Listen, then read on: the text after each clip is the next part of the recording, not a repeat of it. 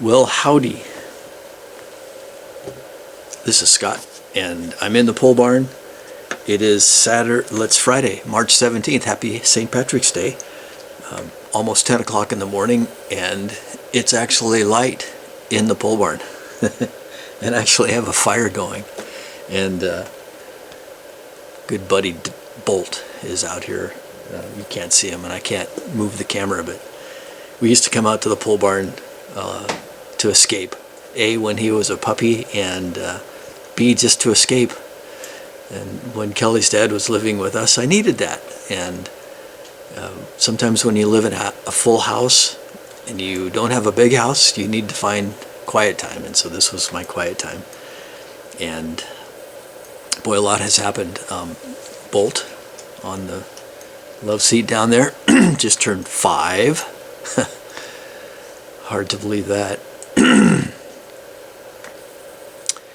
And I'm now in my second year of being the pastor of the church. And so I'm still learning. I decided early on that if God asked me to do it, I wasn't going to be afraid. And so that's kind of been a challenge to me. Don't be afraid. Don't be afraid. Don't be afraid. And also that I need to practice. And so that's kind of why I'm doing this. Every day I love to spend the time with the Lord. And I just decided that every day I'm going to write a message and I'll try to practice. And I practiced once already this particular message, I think. No, I didn't. I practiced yesterday and I didn't like it. And I don't think I ever got to redo it.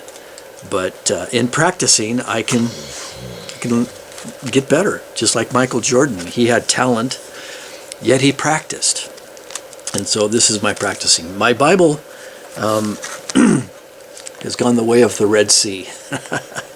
And so I'm looking forward to getting this rebound. And there's a place in Corvallis I find that can do it. And also my guitar that I've had for a long time. I was able to give that to my friend George Miller, whom I met in Ketchikan, Alaska with our ministry team when we went with Sacred Ground up to Ketchikan. It was an honor. It was a blessing. We met George there. He now lives in Monmouth, and he's actually a lathier. I think that's what they call it. He knows how to do guitars, and he gave a beautiful guitar to Dan Lundy, and what a blessing. And so we got to have a cup of coffee with George at the Timbers. Saw some people that we know. It was really good, and we're getting our van worked on, our old van. The light, the oil can light has been coming on, and so it was suggested that if we change the oil, that light will come off. It didn't, but we changed the oil through Les Schwab, Allen Brown Tire Company. So we're still working on that, and we're still working on getting another car. After all these things that has happened recently, including a near-fatal collision that I had with some trees way back in November, right after Thanksgiving. The Lord spared us and spared me. I was alone. Totaled the car, came out without a scratch, and we're still on the hunt to find a right car to replace the one that I had been driving that was from my mother. She passed in 2015, and I inherited her car. Been driving it ever since, until November 29th of 2022. All right, so today's message is from 2 Chronicles 15. So if you would open your Bibles to 2 Chronicles 15, let me give a bit of an introduction. This was written in the day of King Asa of Judah. And before we start, I was going to do this introduction first, but let's pray first. Heavenly Father, I praise you that you are good and you are kind and you are loving and your love endures forever. And you have mercy and compassion on us. And when I say on us, it's on me. I know how much you love me and how much you forgive me. You've forgiven me everything. And Lord, I humbly come before you. May I always be humble. May I always be thankful for your forgiveness. And may your power come and show yourself strong, your power, your glory, your strength, and may your will be done, even as I deliver this word in the name of Jesus. Amen. All right, if you turn to 2 Chronicles 15, Azariah, the reason I bring this up, he preached. He was a priest, and he officiated at the altar as a priest. And this is in the this is still the divided kingdom era of Israel. So 10 tribes in the north, 2 tribes in the south, following King Solomon. And so this is the divided kingdom. In the south, Azariah preached. He was a priest. He offered at the altar, and he taught. Now, my Bible says he taught the law. I've had someone explain to me that the law actually means instructions. And I, like so many people, have been taught that, the law is no good anymore. We don't follow the law, which to some degree is true. We are under a brand new covenant of peace and freedom, yet God gives us moral instructions. There's no way we can keep all of his instructions. We fail. It's impossible for any human to follow everything exactly. But we have his instructions, and you have to remember that Jesus himself was Jewish. Now, I'm not becoming a proponent of following the law and negating the blood sacrifice of Jesus. Not in the least. I believe in Jesus as the Messiah. He finished the work. He said it is done. And our job is to love each other. I mean, yeah, we try to follow his commandments. We follow his Torah, if you would look at it that way, his instructions. And Jesus himself is the living Torah. He said, I didn't come to abolish the law and the prophets. I came to fulfill it. And in fact, he did fulfill it on the cross when he died, when he gave himself for us. And he said, it is finished. And that's what I believe in. So Azariah taught the law. He officiated as priest. And just in my broken Bible, it still works, and I'm going to get it refinished. In my broken Bible, they have NIV notes. I love this. It's an NIV study Bible that my oldest sister gave me in the year 2000 when we were supposed to basically all die because the computers were going to crash. Well, that didn't happen, and now it's 2023. So I've had this Bible since then. I've learned how to study it, and I really thank God for the privilege of studying the Bible. I still love to worship him, but I'm being called to learn how to study, and if I can do it, you can do it.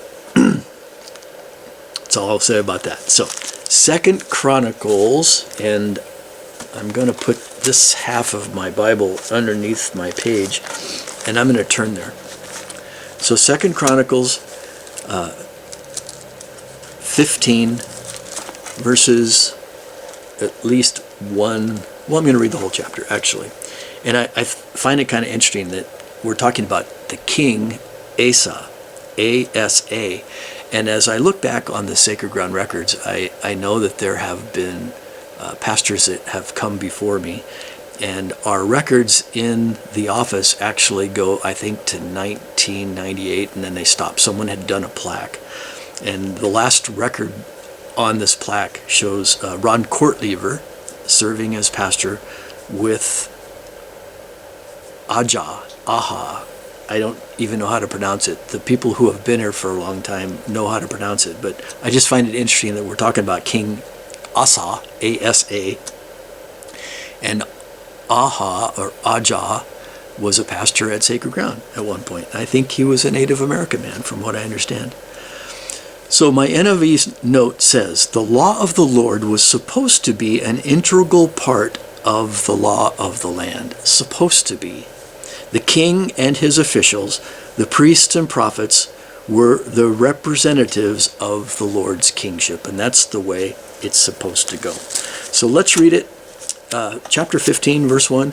The Spirit of God came upon Azariah, son of Oded. He went out to meet Asa and said to him, listen to me, Asa, and all Judah and Benjamin. Remember, the tribes of Judah and Benjamin were in the south. The 10 tribes called Israel were in the north. So Judah and Benjamin were together in Jerusalem. And Azariah the priest said, he said this, get this, the Lord is with you when you are with him. If you seek him, he will be found by you.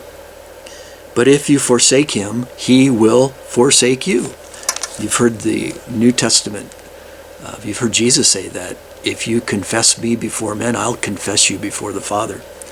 And it's a similar principle here. Don't be afraid to seek the Lord. Don't be afraid to follow after him hard. The Lord is with you if you seek him. Verse 3, 2 Chronicles chapter 15, verse 3. For a long time Israel was without the true God, without a priest to teach, and without the law. But in their distress they turned to the Lord, the God of Israel, and sought him. He was found by them. In those days it was not safe to travel about, for all the inhabitants of the lands were in great turmoil. And I need to say too that 2 Chronicles, I've talked about this representing a period of division. The Chronicles, 1st and 2nd Chronicles, were originally written as one book. Author could be Ezra, could be Nehemiah, both prophets of the Lord. They were 1st and 2nd Chronicles, originally one book. They kind of recount the stories of David and Solomon, which are predominantly in 1st and 2nd Kings and 1st and 2nd Samuel. But this is a recollection, and it's written to the post-exilic people. So, in other words, both Israel and Judah rejected the Lord ultimately, and both the north and the south were decimated. They were their land was taken from them, the north conquered by the Assyrians, the south conquered by the Babylonians, the temple was destroyed, and the exiles from Judah were taken into Babylon, including Daniel. You're familiar with Daniel, the young man. The northern tribes, you've heard of the lost tribes of Israel. I think that's what they're talking about. The 10 northern tribes, they were scattered.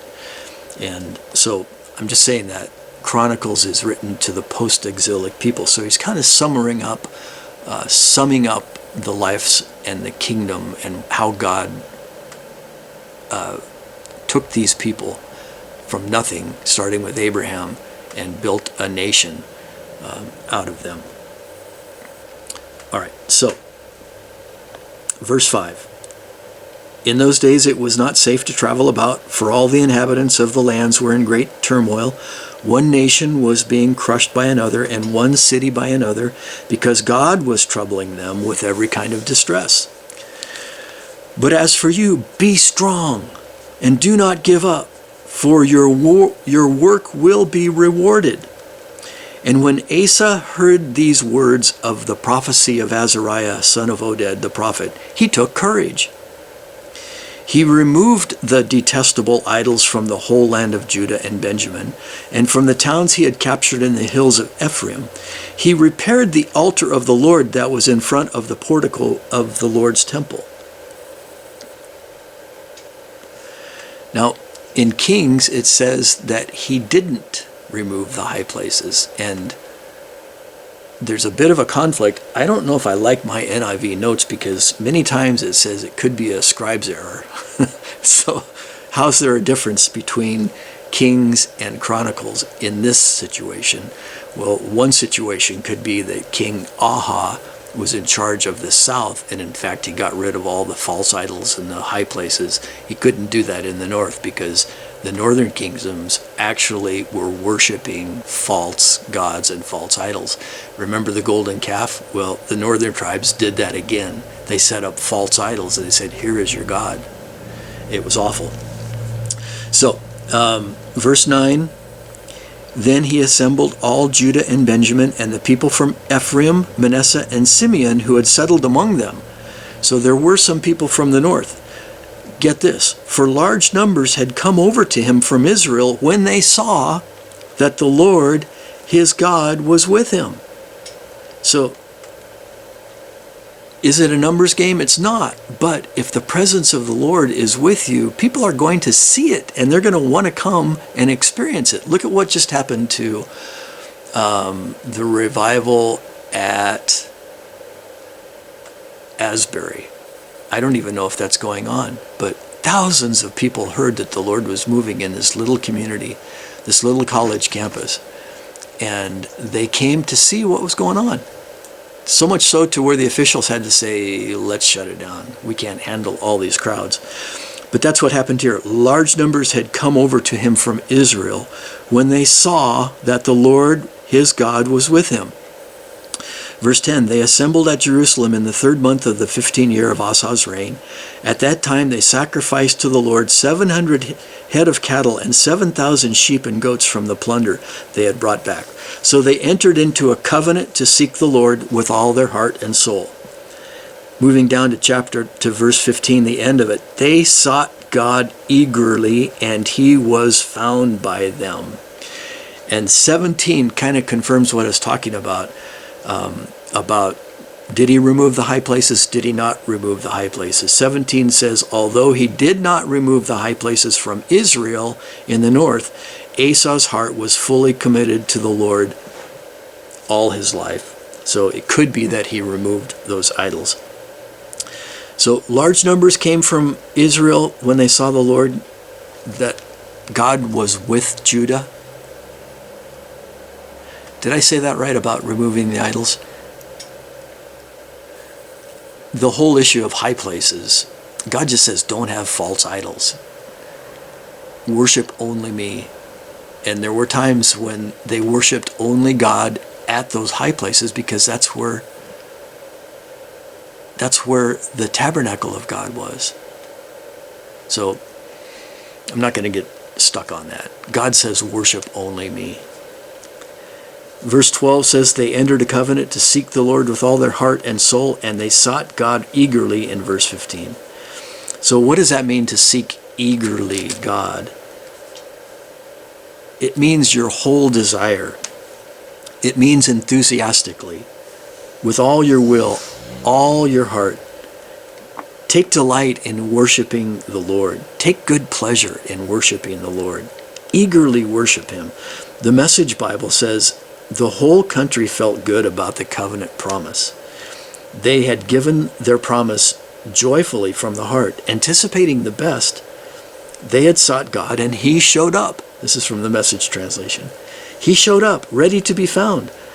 God gave them peace within and without, a most peaceable kingdom. If you seek me, you will find me. If you seek me, you will find me. We sing a song called Great Big God, and it says, devil, get behind me. We're seeking after God. Devil, get out of the way. I remember a lady of a ministry that she kind of had a revelation about the devil standing in the way of where God is wanting you to go. And you just need to say to him, devil, get out of my way. I'm moving. I'm going forward. Get behind me. Devil, get behind me. In Jesus' name. And God says, if you seek me, you will find me. Again, I heard another story about playing hide and seek, say an adult with a child. If you're an adult playing with a child, you can hide really good if you want to. But if you're playing with a child, you actually want to be found. So imagine yourself hiding behind a curtain and maybe sticking your leg out. It's like, try to find me. And the little child finds you and just is delighted. And that's kind of like God is. He wants to be found, and he promises that if we seek him, we will find him. Seek him with all your heart. That's the whole point of this message. And do we still have the freedom in the United States to do that? To worship as we desire? Well, the First Amendment to the U.S. Constitution begins with, Congress shall make no law respecting an establishment of religion or prohibiting the free exercise thereof, or abridging the freedom of speech, or of the press, or the right of the people to peaceably to assemble and to petition the government for a redress of grievances. How's this for a quote? The government can't penalize you because of your religious beliefs. Good statement. Good quote. Guess where that's from? The ACLU. Think about that. We have freedom to worship. Now that means that it goes both ways. We want the freedom to be able to say what we want to say, to believe what we want to believe. We need to give others that right as well. It's all about your choice. You can choose the left or right. You can choose your political party. You can choose, you should be able to choose what you are able to say. And if certain platforms shut you down because of that, I would say shame on them. We as Americans have the right, a constitutional right, to speak, to assemble peaceably. And there are those that are trying to, I think, rip apart our Constitution. It's really unfortunate. But in the United States, we have the freedom to believe. It is lawful to carry the gospel of the good news. Our feet are shod or fitted, it says in Ephesians 6:15, with the readiness that comes from the gospel of peace. So are they? Are our feet shod or fitted? I hope so. Be ready in season and out of season with the gospel of peace. And what is our mission? To love each other. Did God say, now I want you to be the judge, I want you to decide who's in and who's out? I don't think he ever said that. He says, I will decide that. I'm the judge. But when you seek the Lord, peace comes. Peace comes when you seek him, and you will find him. It's a promise. He will be found by you. Jeremiah 29:13 says, if you look for me wholeheartedly, you will find me. If you pray, I will listen. Proverbs 8:17 says, those who search will surely find me. Luke 11:9 says, keep on seeking and you will find. Deuteronomy 4:29 says, if you search for him with all your heart and soul, you will find him. And Psalm 37:4, here's the King James quote. Delight thyself also in the Lord, and he shall give thee the desires of thine heart. That's King James Version. The Message Bible of the same scripture says, keep company with God. Get in on the best. You know, God is our treasure. He is our reward. You think about that. You have an endless pursuit for something, and you can have God right now. What's better than God? Nothing. Get in on the best. The Living Bible says, be delighted with the Lord. Then he will give you all your heart's desires.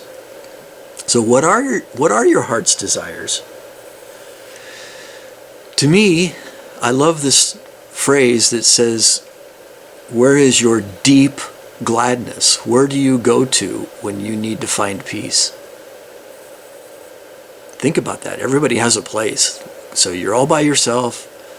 You want to find deep peace. The devil's trying to tempt you into something that's a fake peace. He's trying to distract you. Where do you go? For me, it usually involves music. I love music. And that's why we started a radio station. It's still there, 25 years later. There's a deep peace there. It may be you like to garden. Maybe you like to paint portraits, landscapes, houses. Maybe you like to work with your hands. I don't know, but where is your deep peace, your deep gladness? That is your intersection. That is your calling to the world. Because you have a deep desire, you have a deep gladness, we all do, a deep gladness. Guess what? The world has a deep hunger.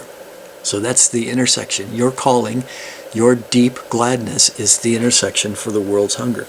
And that's not my quote.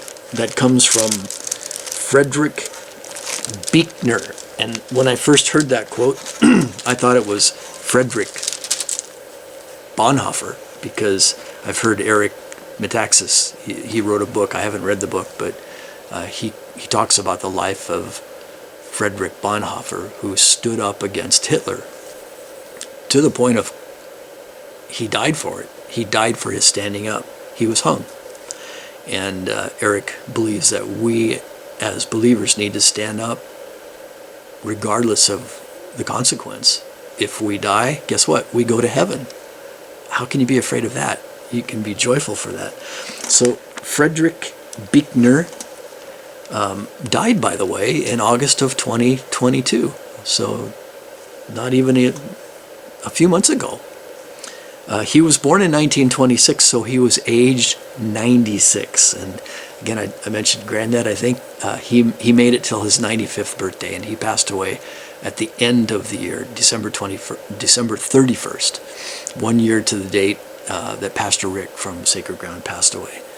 And here we are. So Frederick Buechner was an American author. He was a Presbyterian minister. Oh, what's Scott doing, watching or taking solace from a Presbyterian? Well, the other day I was watching a Catholic priest, and Kelly says, "Why are you watching him?" I go, "I don't know." I was interested in what he had to say. That was on YouTube. So Frederick Buechner, a Presbyterian minister. He was a preacher and a theologian. He authored 39 books. And by the way, he was married the year that Kelly was born. Kelly was born in, I won't tell you, but she's a little bit older, just a bit older than me. So this guy's been married since we were not, I don't know what date he was, but he was married the year that Kelly was born.